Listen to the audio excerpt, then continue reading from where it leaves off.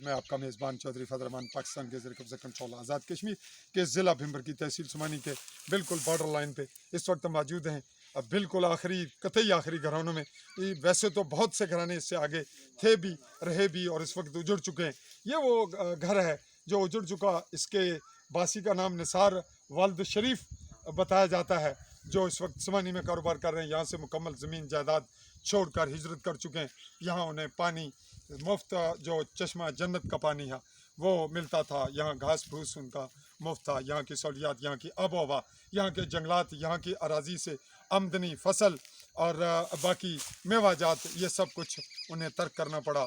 اور اس وقت L O سی کے لوگ کن حالات میں ہیں، ان کے ساتھ کیا سلوک ہوتا ہے اور رائے کون مسلط کرتا ہے. ایک آدمی میرپور میں جو بزنس کرتا ہے انگلینڈ میں، ایک آدمی جو کوٹلی شہر میں ہے، ایک بھمبر شہر میں ہے، اور وہ فلاسفر بن کر رائے دیتا ہے.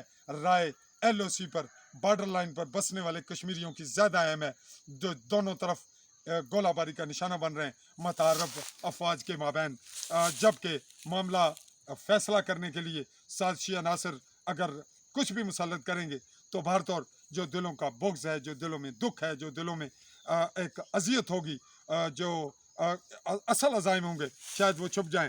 تاہم میں اپنی اس رپورٹنگ کے ساتھ اپنے کیمرہ مین ساتھی کے ہمراہ چودھری فضل الرحمان، بھمبر، آزاد کشمیر.